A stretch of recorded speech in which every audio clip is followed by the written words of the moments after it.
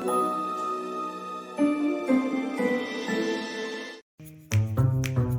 Bumbling Detectives. In the heart of the bustling metropolis of Mirthville, there lived a man named Henry Higgins. At almost 40 years old, Henry found himself at a crossroads in life. Recently unemployed and feeling adrift, he pondered his future with a mixture of uncertainty and determination. Henry had always harbored a secret desire to become a police officer. As a child, he had amassed an impressive collection of toy police cars, dreaming of one day donning the badge and serving his community. However, life had a funny way of veering off course, and despite his aspirations, Henry had repeatedly missed the mark on police entrance exams. Frustrated and disillusioned, Henry found himself drifting from one job to another. His latest stint as a taxi driver had ended abruptly when he received numerous complaints for his aggressive driving style, which often left passengers white-knuckled and frazzled. One evening, as Henry sat alone in his sparsely furnished apartment, contemplating his next move, inspiration struck like a bolt of lightning. It was as if a light bulb had flickered to life above his head, illuminating on a forgotten path. "What if I became a detective?" he murmured to himself, the idea taking root in his mind like a stubborn weed. The thought both excited and terrified him. Could he really reinvent himself as a sleuth, armed with nothing but his wits and determination?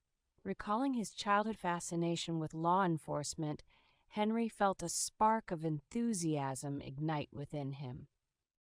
He may not have become the policeman he once dreamed of, but perhaps there was still a chance to make a difference in his own unique way. As Henry sat in his modest apartment, poring over his detective books and imagining the thrill of solving cases, a sudden commotion outside jolted him from his reverie.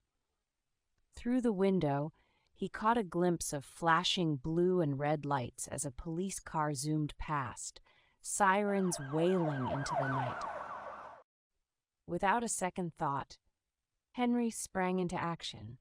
His heart pounding with a newfound sense of purpose, he hastily donned his coat and hat, slipping out into the cool evening air. With determination etched into his features, he discreetly followed the police car, his steps quickening with each passing moment. As he trailed behind the speeding vehicle, Henry's mind raced with possibilities. What sort of crime was unfolding? Was it a robbery, a kidnapping, or something even more sinister? Whatever it was, Henry was determined to play a part in solving the case, to prove to himself and to the world that he had what it took to be a detective. The police car screeched to a halt outside a dimly lit alley, and Henry watched from a safe distance as officers poured out, their voices urgent with purpose. With bated breath, Henry edged closer, straining to catch a glimpse of the unfolding scene.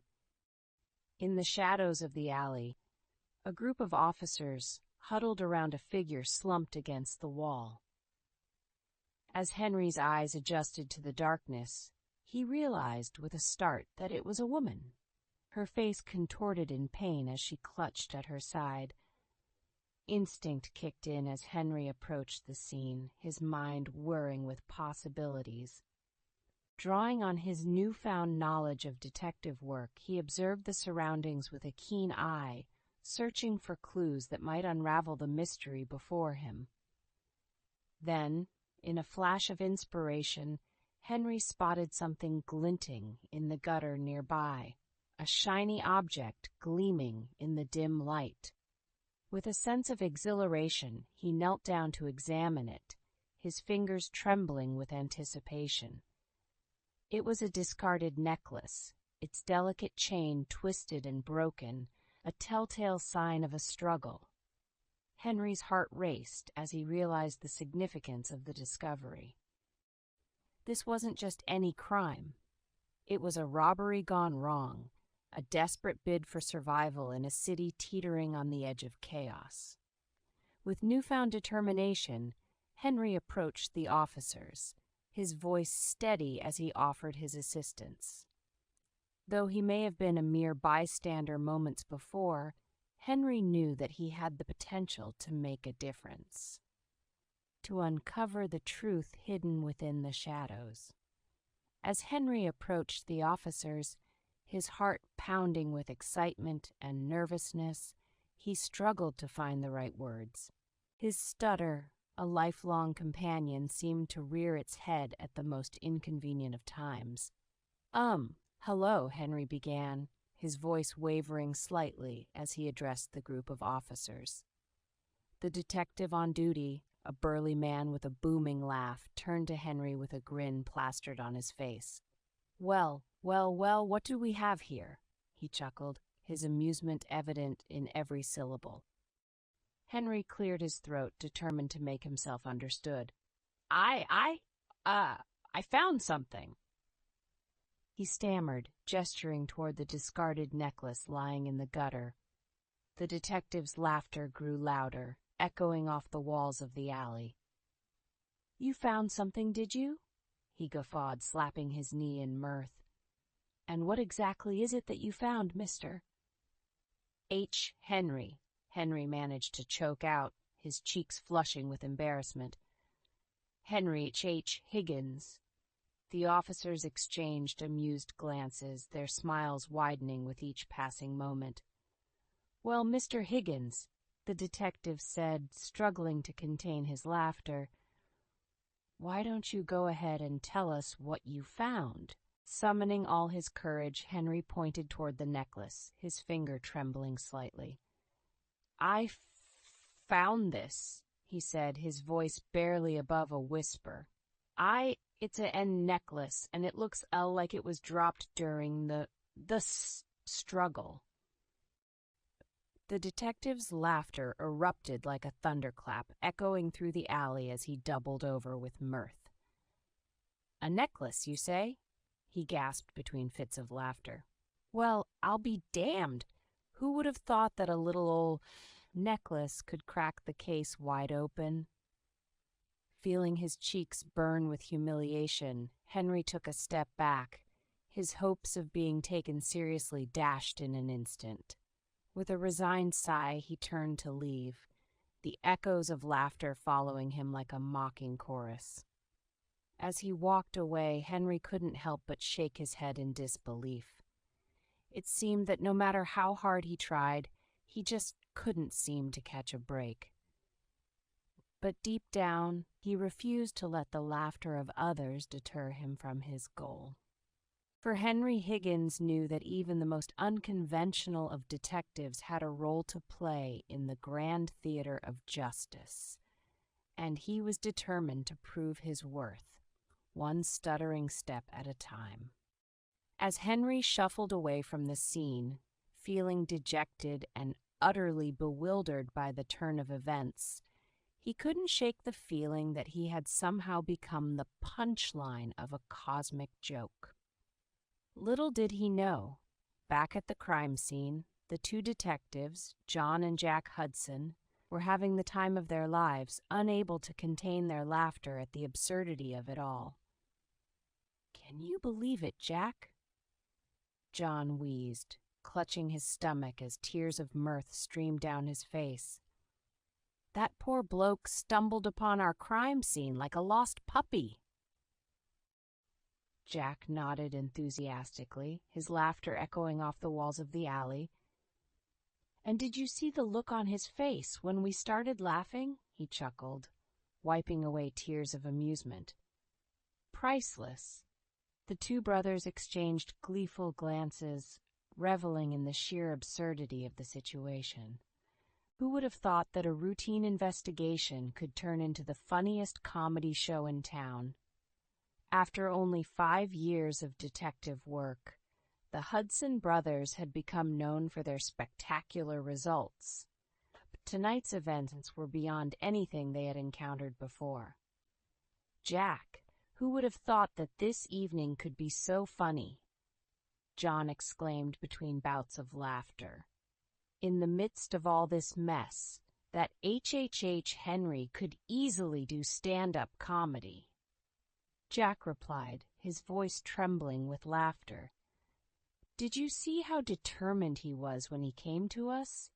John added, wiping a tear from his eye. I thought he was going to give us a lesson on how to be detectives. Jack nodded in agreement. And what do you think we should pass on to the witnesses or possible suspects? He asked, trying to stifle his laughter. But John couldn't contain himself any longer. Did you see the proof he had? A Chinese plastic gem. Stop laughing, Jack. I swear I'll bring you a few million or billions like them. They're everywhere. He managed to choke out between laughs. Their amusement only grew as they contemplated the idea of Henry Higgins, with his stutter and all, being involved in the case. Probably this bitter H. Henry, John said, barely able to speak through his laughter, who's now trying to get along with us. He probably wishes he was in our place. Amidst their laughter, Jack managed to compose himself enough to respond, Well, here we are, knee-deep in this mess, but I suppose, in his monotonous life, this is all the action and power he's searching for. And so, as the Hudson brothers continued to chuckle at the thought of their encounter with Henry Higgins, little did they know that their laughter would soon be replaced by the most bewildering and hilarious turn of events Mirthville had ever seen. Following this, Henry makes the decision to pay a visit to a jeweler in order to inspect the jewel more closely. The jeweler's shop exuded an air of opulence, with sparkling chandeliers casting shimmering reflections off the walls adorned with rare gems. Henry approached the counter with cautious steps, feeling a bit out of place amidst the lavish surroundings. "Excuse me," Henry began, his voice wavering slightly with nervousness. "I was hoping you could help me identify some details about this necklace." The jeweler, a refined gentleman with a discerning eye, peered at the necklace with interest before recognizing it. "Ah, I know this piece," he remarked, his tone filled with familiarity. "It's a replica of the Heart of the Ocean necklace from the film Titanic." Henry's eyes widened in surprise. "Titanic," he repeated, his mind racing with possibilities. "But why would someone have a replica of such a famous piece?" The jeweler nodded knowingly. "Indeed, the Heart of the Ocean is a beloved symbol from the film, but replicas are quite common among collectors," he explained. "However, I must say, this is one of the finest replicas I've seen." With a sigh, the jeweler reached into his safe box and pulled out a wad of cash. "I'll give you 1 million for it," he offered, his voice determined. Henry's eyebrows shot up in surprise. 1 million? He echoed, his expression incredulous. "My dear sir, you do realize this is just a replica? It doesn't belong to me," he replied firmly. "I can't sell it." With that, Henry turned to leave, his mind buzzing with disappointment and determination. However, as he made his way to the exit, he couldn't shake the feeling of the jeweler's curious gaze following him. "Wait," the jeweler called out, hurrying after Henry. "I'll give you 10 million for it." But Henry remained unmoved, his resolve unshaken. "It's not for sale," he repeated, his voice resolute as he disappeared out the door, leaving the jeweler standing alone in his luxurious shop. A whirlwind of thoughts raced through Henry's mind as he departed from the jeweler's shop. Pride swelled within him for maintaining composure without stuttering, a testament to his growing confidence in his detective abilities.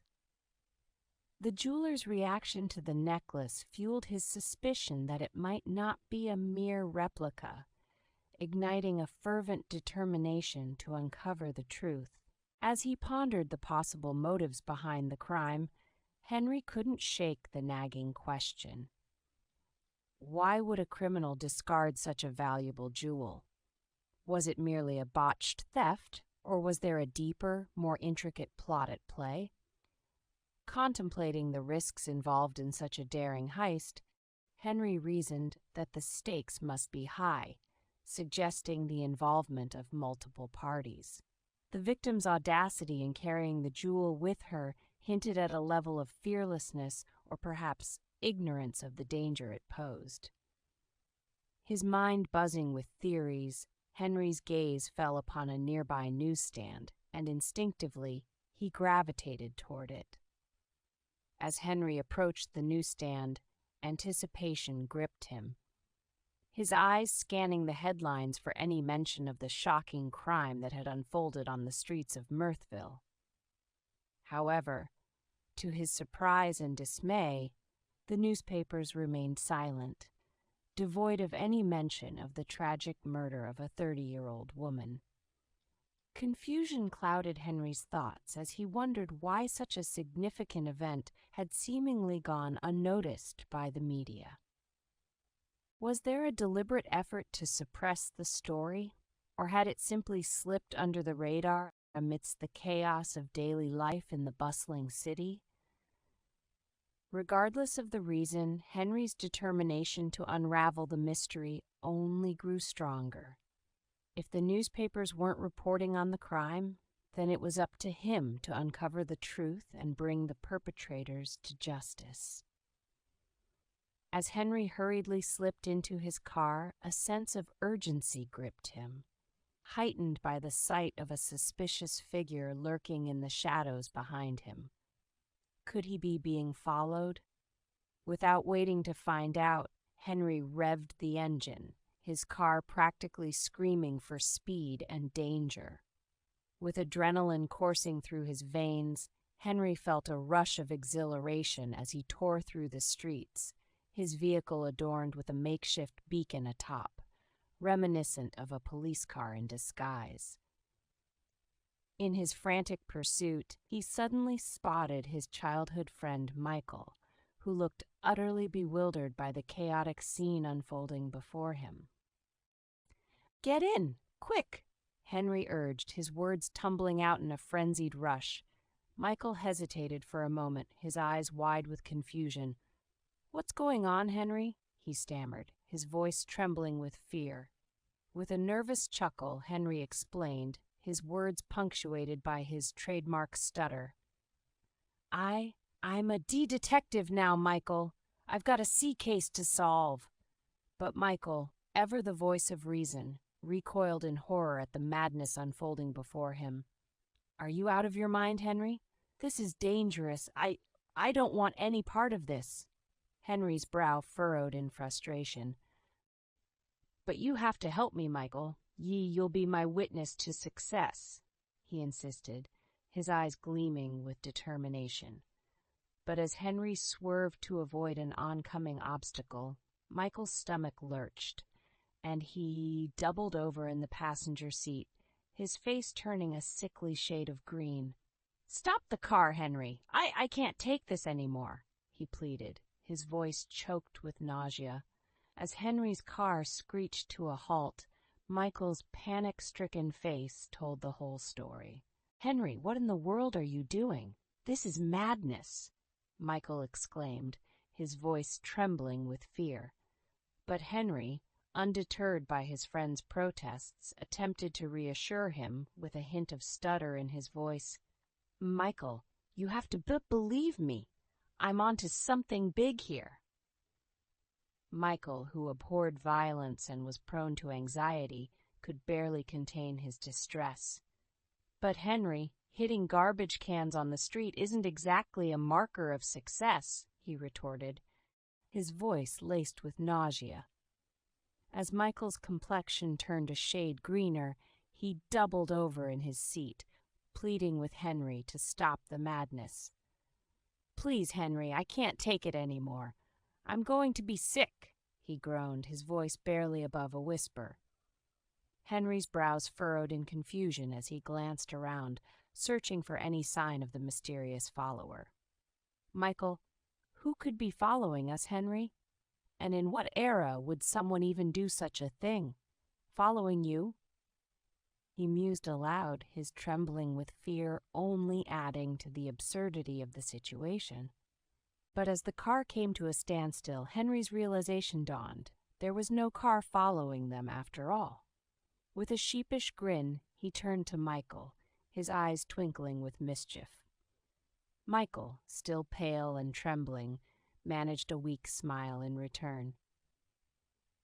Ghosts or not, Henry, I think I've had enough excitement for one day, he muttered, his voice still shaky. As Henry handed Michael the necklace, his words hung heavy in the air, laden with the weight of the grim truth. They killed someone for this, he whispered, his voice tinged with solemnity. Michael recoiled in horror, his heart pounding in his chest. You're giving it to me to hold? The necklace of death? He exclaimed, his hands trembling as he accepted the cursed object. But before Michael could protest further, Henry pressed on, his mind already racing with plans for the future. I think it's the original from Titanic. A jeweler offered me $10 million for it, he explained Michael with his fingers flying over his phone as he typed in the staggering amount.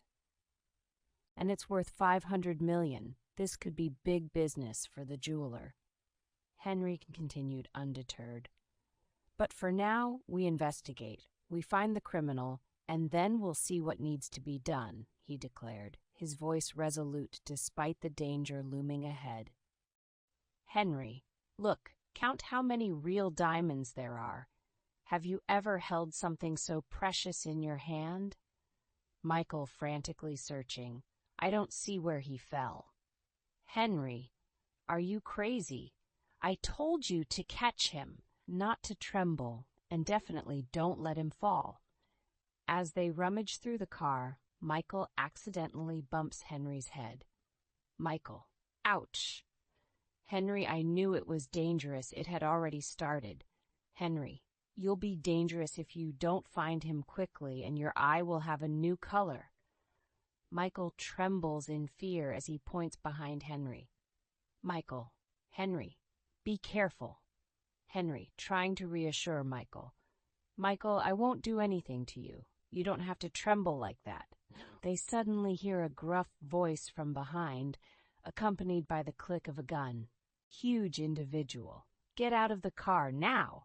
Henry, with a nervous chuckle. Well, looks like our adventure just got a whole lot more interesting, huh? Michael, white-faced Henry. This is no time for jokes, Henry. Right. Let's just hope this guy doesn't have a thing for stuttering detectives, eh? Huge individual. I said, get out of the car, Henry, attempting to appear serious. Look, we're just innocent bystanders caught in the crossfire of a very peculiar situation. Huge individual. Losing patience. Cut the crap, stuttering boy. Where's the necklace? Henry, stammering. Well, you see, it's just that. Before Henry could finish his sentence, the huge individual's patience snaps and he lashes out, striking Henry across the face. Huge individual. Enough with your stuttering nonsense. Speak up or suffer the consequences. After Henry is struck by the individual, Michael, in a state of shock, collapses into the arms of their assailant. As Michael falls, the gun in the individual's hand accidentally discharges, causing the assailant to stumble backward, clutching his injured side. Henry watches in horror, fearing the worst for his friend. Good gracious, Michael, Henry cries out, his voice filled with panic as he rushes to his friend's side. Are you okay? Speak to me, buddy. But just as Henry is about to shake Michael awake, his friend stirs, his eyes fluttering open. I did it, Henry, Michael murmurs weakly. I defeated the bad man. Relief floods Henry's heart as Michael's words register. You did it, Michael, he exclaims, eager to reassure his friend. You're a hero! Michael's eyes widen in confusion, but then a smile spreads across his face as he fully regains consciousness. I am, aren't I? He says proudly, his voice gaining strength. I defeated the bad man. Henry nods enthusiastically, his own relief palpable. Yes, you did, Michael. You're the bravest hero I know. As Michael basks in the praise, Henry can't help but feel a surge of gratitude that his friend is safe. As Henry rummaged through the pockets of the fallen individual, his eyes widened in surprise as he discovered a wallet containing a private detective ID. Holy moly, Michael, check this out! Henry exclaimed, holding up the ID for his friend to see. Michael, still sitting in the corner, eyed the ID warily. What in the world is going on, Henry? He asked, his voice trembling with fear. We have to leave, and quickly, Henry replied urgently, stuffing the wallet into his pocket. We can't stick around here. But what's happening? Did you figure out who that dead guy is? Michael pressed, his anxiety mounting by the second. He was a detective, Henry explained, his mind racing with possibilities. Michael's eyes widened in horror. So you mean I'm not a hero? Now I'm a criminal? He asked, his voice tinged with panic. Hey, calm down, Henry said soothingly, trying to reassure his friend. My fingerprints are all over that gun. I'll take the fall for it. But how does that help me? I don't want to go to prison, Michael protested, his fear palpable. It doesn't help you, but it would definitely help someone, Henry replied thoughtfully, a hint of mischief twinkling in his eyes. Michael frowned in confusion. I don't think stealing a necklace under threat is part of law enforcement, whether you're a private detective or not, he pointed out. As Henry revved the engine, adrenaline coursing through his veins, he made the daring decision to leave the dead body in a bush on the side of the road, hoping to put as much distance between them and the scene of the crime as possible. Hold on, Michael, Henry began, his voice urgent yet laced with gratitude. Let's sift through the phone's contents now. Perhaps we'll uncover something valuable.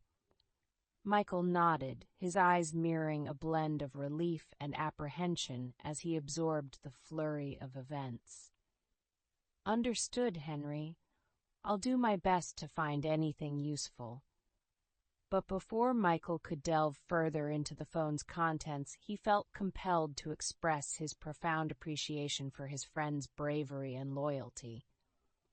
Michael, you're more than just normal to me. You're a hero, Henry declared earnestly. You saved me from that guy's clutches, and I'll be eternally grateful to you. Michael's response was a mixture of surprise and humility. Henry, I don't know what to say. Thank you.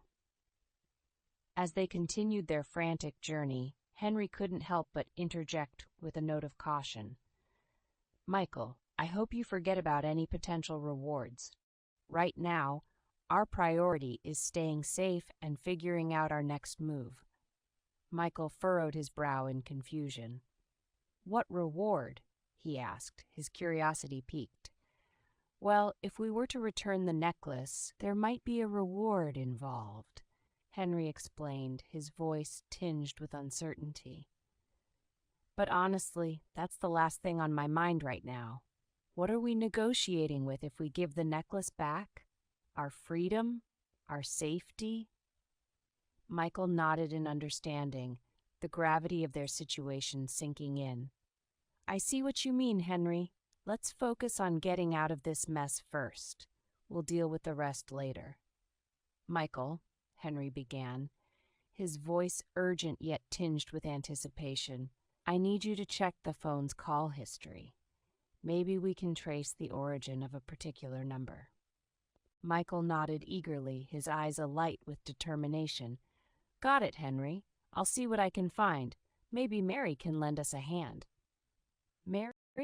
Your cousin?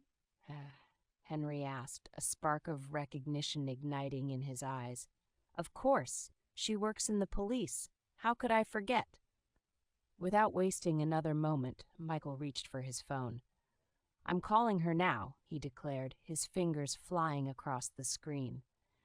A few moments later, Michael's face broke into a triumphant smile. Henry, I've got it. The number leads to the old glass factory. The old glass factory? Henry echoed, his brows furrowing in concern. Henry's grin widened, a glint of mischief dancing in his eyes. Let's beat them to the punch. We'll head there first and figure out the rest later. Michael couldn't help but chuckle nervously. I hope you're not driving like a maniac, Henry. We need to get there in one piece. Don't you worry, my friend, Henry replied, his foot pressing harder on the accelerator. We're making good time. In fact, I'm stepping on it even harder right now. Michael laughed, shaking his head incredulously. Well, if I end up getting sick in your car, Henry, it'll be all your fault. As they searched the area, peering out windows and scouring every nook and cranny, Michael's eyes fell upon a set of stairs leading downward, but curiously, they ended abruptly without a door. Hey, Henry, check this out, Michael called, gesturing towards the staircase. Looks like we've got ourselves a mystery basement with no exit. Henry, however, seemed preoccupied with the necklace and its dazzling diamonds. You know, Michael, he mused, if we asked people what word comes to mind when they think of diamonds, most would say brilliant. But do you know how to tell a genuine diamond from a fake one? Not really the time for a gemology lesson, Henry, Michael replied, glancing around nervously. We need to focus on finding a way out of here. Ignoring Michael's plea, Henry continued, undeterred. The word diamond comes from the Greek adamas, which means indestructible. And did you know that diamonds are the only stones composed of a single chemical element, carbon? Seriously, Henry, we can discuss carbon composition later, Michael interrupted, growing increasingly impatient. Right now, I'd settle for finding a door.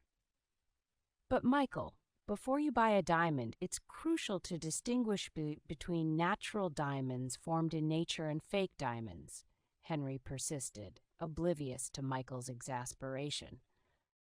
Fake ones may imitate the look, but they lack the same physical and optical properties as natural diamonds. Michael threw his hands up in frustration. Henry, leave the diamonds and let's find the entrance, he exclaimed, his voice tinged with exasperation. We can save the gemology lesson for another time. As Henry spotted a barrel of water tucked away in a corner of the building, he turned to Michael with a mischievous gleam in his eye. Forget about the entrance for now, Michael. Let's put this diamond to the test. Michael eyed the barrel warily. You want me to dip the diamond in cold water from that barrel? Are you out of your mind, Henry? Henry grinned, undeterred by Michael's skepticism. Trust me, Michael. If it's a real diamond, it'll keep its shape. But if it's a fake, the imitation will lose its outline, and the refraction won't be the same. With a shrug and a sigh, Michael reluctantly dipped the diamond into the cold water.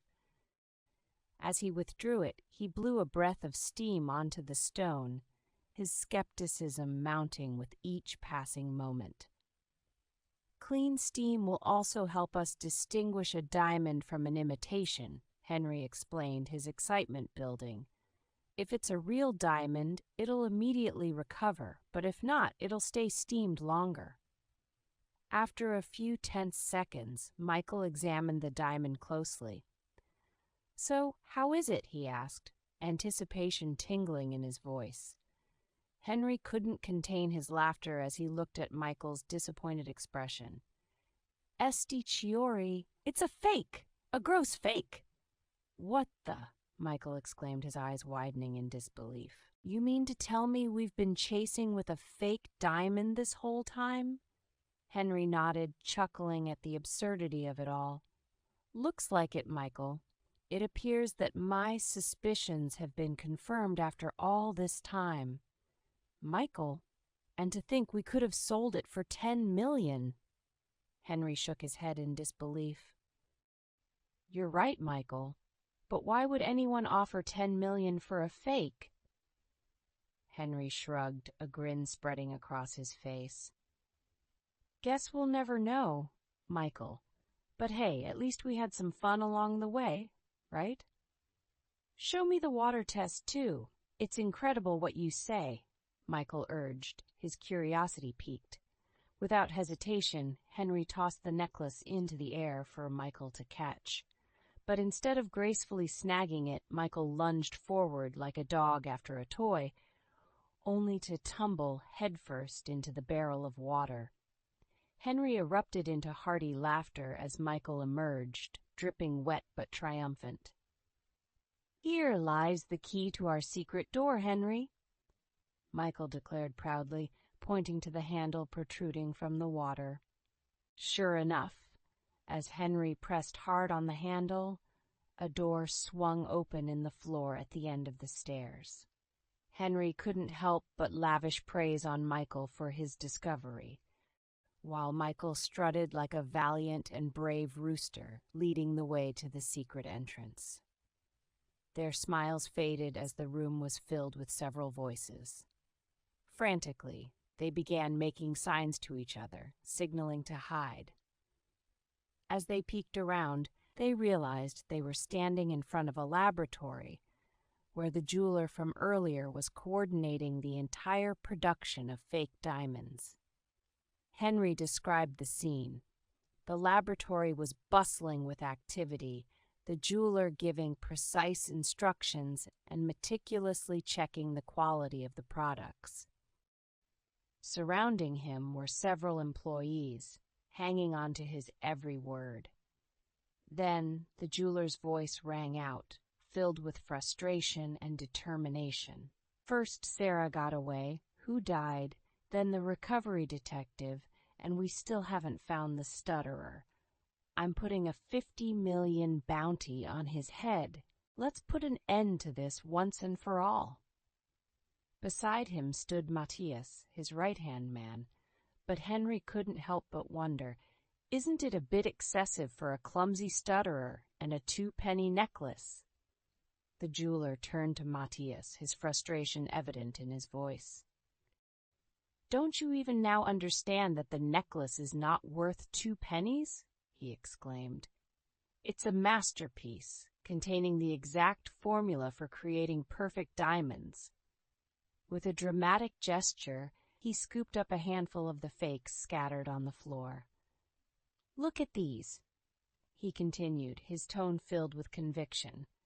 No one here is perfect, yet these fakes are nearly flawless. Meanwhile, Michael leaned in towards Henry, his voice filled with urgency. You know you're better than any jeweler, he whispered urgently. Remember that? But before Henry could respond, Michael's eyes widened in realization. Wait, what about the bounty on your head? He exclaimed. What do you say? The jeweler turned to Matthias, his frustration boiling over. And Sarah, I told you to do something bad to her, moron. Matthias shook his head in disbelief. I only asked for the necklace, he explained hastily. She said that if I approached her, she would let it go. The jeweler's expression softened momentarily as he spoke of Sarah. She was my girlfriend, he admitted, his voice tinged with regret. My lioness would never harm the necklace. She was utterly captivated by it. Matthias pressed on, his brow furrowing in confusion. Then why did she steal it? The jeweler's incredulity was palpable. How could she steal it, you idiot? He snapped. She was going to wear it to our dinner. We were going to celebrate our 10 years together. Matthias's eyes widened in realization. "Then why didn't you ask her to return the necklace yourself?" he demanded. "Why send me if you were still going to celebrate together?" A bitter smile crossed the jeweler's lips. "Because you know what a real lioness was like," he replied cryptically. "She wanted him for herself definitively, and I couldn't have said no." As the jeweler and Matthias approached the room where Henry and Michael were hiding, the tension in the air became palpable. With no time to devise a better plan, Henry and Michael quickly ducked into the nearest room, hoping to evade their pursuers. Inside, they found themselves surrounded by towering mountains of sand, evidence of the glass-making process that took place in the factory. But their moment of respite was short-lived, as the jeweler and Matthias soon entered the room, their eyes scanning the area. As the tension in the room reached its peak, Michael, desperate to conceal himself, grabbed handfuls of sand and poured them over his body in a frantic attempt to blend in with his surroundings. But his efforts were in vain, and as he trembled with fear, small parts of his body protruded from the sandy heap, exposing his hiding spot. The jeweler's eyes narrowed as he spotted Michael's makeshift disguise, a smirk playing on his lips as he pointed towards the trembling figure. "Looks like we have another one hiding over there," he sneered, his voice laced with malice. Henry's heart sank as he watched his friend's attempt to conceal himself unravel before his eyes. With no time to spare, he sprang into action, darting towards Michael and pulling him out from his sandy refuge. But it was too late. The jeweler and Matthias had already closed in, their eyes gleaming with triumph as they prepared to seize their prey. The jeweler's voice cut through the silence, dripping with smugness. "So, who deserves the reward now? You or me?" The jeweler, his voice tinged with confusion, questioned, "Wouldn't it have been easier for you to just sell me the necklace?" Henry, ever the voice of reason, interjected, "And how would we have discovered all this?" But before anyone could answer, the jeweler made a sudden move, pushing Henry towards the hot ovens. "Does the necklace save you from death now?" he sneered, his eyes glinting with malice. Michael, seizing the opportunity, grabbed the necklace and held it up, his voice trembling with defiance. "What do you want, Mr. Jeweler? The stutterer or the necklace?" Henry's expression darkened, his gaze locked with Michael's. "Is that really what you call me?" he replied, his tone grave. But before the tension could escalate further, the jeweler erupted into laughter. His stammering voice mimicked Henry's voice echoing through the room. "The necklace! Only the necklace I would choose," he cried, reaching for the necklace. In a fateful twist of fate, his hand missed its mark, and the necklace slipped from his grasp, and the jeweler tumbling directly into the blazing oven. Matthias, his eyes wide with realization, turned to the two friends, a look of dawning comprehension on his face. What fate he had to die as a Sarah! "She played with the necklace until it fell off the balcony," he confirmed, his voice tinged with regret. As the two detectives, John and Jack, strode into the factory, they wasted no time in taking credit for the discovery, eager to bask in the glory of their supposed triumph. "Ah, John, lucky for you that you overheard Mary's phone call and managed to track their address," Jack declared, his chest puffed out with pride. John nodded in agreement, a smug grin spreading across his face. "Indeed, Jack, and how fortunate that I stumbled upon this clandestine laboratory," he replied, his tone dripping with self-satisfaction. But their moment of triumph was short-lived as their attention turned to Henry and Michael, who stood before them, their faces etched with guilt and apprehension. "And what do we have here, Mr. H. Henry?"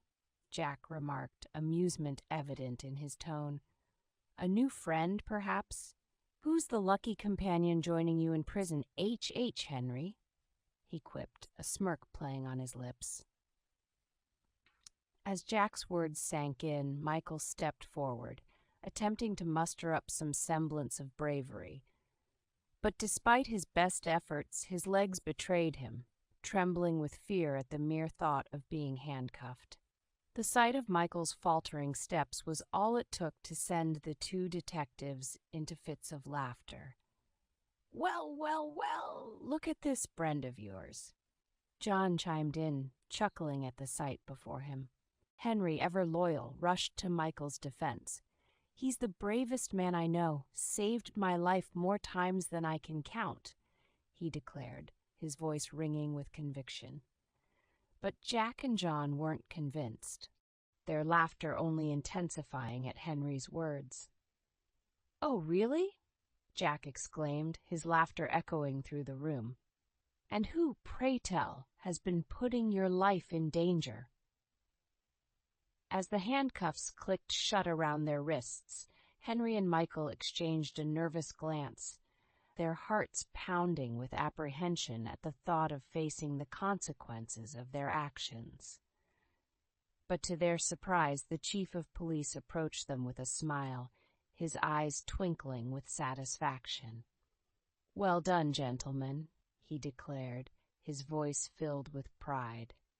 You may have stumbled into this case by accident, but your bravery and quick thinking have undoubtedly helped us put an end to a dangerous criminal operation. Henry and Michael couldn't believe their ears, relief flooding through them as they realized they weren't going to prison after all. Thank you, sir, Henry exclaimed, his voice tinged with gratitude. We're just glad we could help. The chief of police nodded, a look of admiration crossing his face. Indeed, you've both shown exceptional initiative and resourcefulness, he remarked, his tone praising. In fact, I believe we could use your skills on some of our more challenging cases. Henry and Michael exchanged a look of disbelief, unable to believe their luck. Are you serious? Michael asked, his voice filled with excitement. The chief of police nodded, a smile spreading across his face. Absolutely, he replied. Consider this a formal invitation to join our team and collaborate on future investigations. Overwhelmed with joy and gratitude, Henry and Michael couldn't contain their excitement. We'd be honored, sir, Henry exclaimed, his voice filled with enthusiasm. Thank you for this opportunity. As they were led away to begin their new roles as consultants for the police department, Henry and Michael couldn't help but feel a sense of pride and accomplishment. And as they looked towards the future, they knew that they were ready to tackle whatever challenges came their way, armed with their newfound skills.